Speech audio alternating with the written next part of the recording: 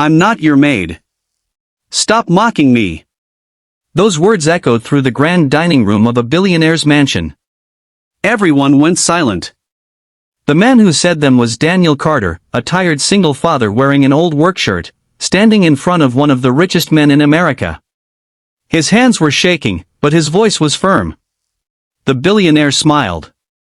He laughed. You really think you can talk to me like that? Daniel looked him straight in the eyes. I may be poor, sir. I may clean your floors. I may serve your guests. But that does not make me less of a human being. What happened next would change both of their lives forever. Before we continue, if you believe kindness can change someone's life, please take a moment to like this video, subscribe to Heartline Stories, and comment where you're watching from. Your support helps us bring more emotional stories like this one to you. Daniel Carter had never dreamed of working inside a billionaire's mansion. He had once worked as a mechanic in Ohio, repairing cars and raising his 8-year-old daughter, Lily. Life was simple, but they were happy. Then Daniel's wife died after a sudden illness. Everything changed. Bills arrived faster than Daniel could pay them. The mechanic shop closed. His savings disappeared. And one morning, he found himself sitting at the kitchen table, staring at an overdue electricity notice. Lily walked into the room holding her school backpack. Daddy? Daniel quickly folded the letter. Yes, sweetheart? Are we okay? Daniel smiled, even though his heart was breaking. We're going to be okay.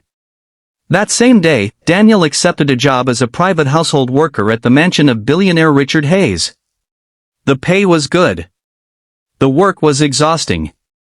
But Daniel didn't complain. Every morning, he woke up before sunrise, packed Lily's lunch, took her to school, and drove nearly an hour to the mansion. Richard Hayes was known for being powerful, successful, and extremely demanding. He owned hotels, technology companies, and real estate across the country. He also believed money gave him the right to treat people however he wanted. Daniel quickly learned that Richard rarely thanked anyone. One morning, Richard walked into the dining room and saw Daniel cleaning a table. Did you polish the silver? Yes, sir. And the kitchen? Yes, sir. Richard looked at him and smirked. You're getting better at being a maid. Daniel froze. He politely corrected him. I'm household staff, sir. Richard laughed. Same thing. Daniel said nothing. He needed the job. He needed the money for Lily. So he swallowed his pride. Days became weeks. Daniel continued working quietly. But there was something Richard didn't know. Daniel noticed people. He noticed the gardener struggling to lift heavy boxes, so he helped him. He noticed the elderly cook staying late because her car wouldn't start, so he drove her home. He noticed a young delivery driver standing outside in the rain, waiting for someone to sign a package. Daniel brought him a towel and a cup of coffee. He never expected anything in return. One evening, Richard hosted a huge dinner for business partners. The mansion was filled with expensive suits, designer dresses, champagne glasses, and powerful people. Daniel worked quietly in the background. At one point, Richard's young son, Ethan, accidentally knocked over a glass. The room went silent. Richard's face turned red. What did you do? Ethan looked terrified. I am sorry, Dad. Richard raised his voice. Do you have any idea how expensive that table is? Ethan lowered his head. Daniel stepped forward. It was an accident, sir. Richard looked at him. Stay out of it. Daniel gently placed his hand on Ethan's shoulder. It's okay, buddy. Accidents happen. Ethan looked up at him with grateful eyes. That small moment didn't go unnoticed. Later that night, Daniel found Ethan sitting alone in the hallway. Why aren't you with the other guests? Daniel asked. Ethan shrugged.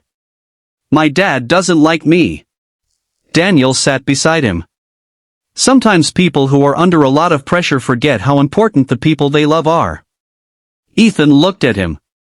Do you have kids? Daniel smiled. A daughter. Her name is Lily. Is she nice? Daniel laughed softly. She's the best person I know. The next morning, Daniel received a phone call from Lily's school. She had gotten sick.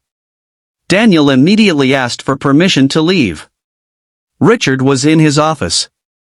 I need to go pick up my daughter. Richard didn't even look up from his computer. Not today. I have investors coming. Sir, she's sick. Then call someone else. Daniel stood silently. For the first time, something inside him broke. My daughter doesn't have anyone else. Richard finally looked up. You're paid to work here. Daniel nodded. Yes, sir. And I've worked every day you've asked me to. Richard pointed toward the door. Then don't disappoint me today. Daniel looked at him. Then he removed his work gloves. I'm sorry, sir. He placed them on the desk. My daughter needs her father. And he walked away.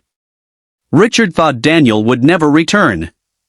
But the next morning, Daniel came back. He finished every task. He said nothing about what happened. A few days later, Richard's company faced a serious crisis. A major investor threatened to cancel a billion-dollar deal because of a financial error that could cost the company hundreds of millions. Executives panicked. Richard shouted at everyone. Nobody knew how to fix it. Then Daniel overheard the conversation while cleaning the office. He hesitated. Sir? Richard turned around angrily. What? I think I know what happened. Everyone laughed. One executive said, the household worker? Daniel ignored him. He looked at the documents on the desk. My father taught me accounting before he died. I also studied business for 2 years before I had to leave school. Richard stared at him. Can you fix this? I can try. Daniel spent the entire night checking the numbers. At 3 a.m, he found the mistake. A decimal point had been entered incorrectly in a major financial projection. That tiny mistake had created a massive problem. Richard stared at the screen. You found it? Daniel nodded. The billionaire looked at him for several seconds. Then he asked quietly. Why didn't you tell me you could do this? Daniel smiled. You never asked. Richard lowered his eyes. For the first time, he remembered every cruel joke. Every time he called Daniel a maid. Every time he treated him like he was invisible. The next morning, Richard called Daniel into his office. I owe you an apology. Daniel remained silent. Richard stood up. You were never just household staff to me. You were a man trying to take care of his child. And I treated you like you were beneath me.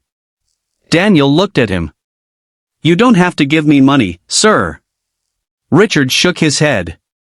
I'm not offering you money. He handed Daniel a folder. I want you to become a financial manager in my company. Daniel stared at the folder. I don't know what to say. Richard smiled. Say yes. Daniel thought about Lily. Then he smiled. Yes. Months later, Daniel's life had completely changed. He had a real office. A better salary. And most importantly, more time with his daughter. But Daniel never forgot where he came from. He started a small program inside Richard's company to help struggling single parents find jobs in childcare. Richard supported him. And slowly, Richard changed too. One afternoon, Richard watched Daniel helping a nervous single mother fill out a job application. He smiled. Daniel noticed him. What?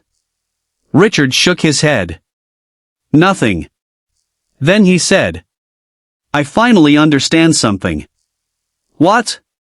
Richard looked at the woman Daniel was helping. Money can open doors. but kindness is what makes people want to walk through them. Daniel smiled. Years later, Daniel's daughter Lily graduated from college. During her graduation speech, she said something her father would never forget. My father taught me that being poor never makes you less valuable. Being powerful never makes you more important. The greatest thing a person can have is a kind heart. Daniel sat in the audience with tears in his eyes. Richard was sitting beside him.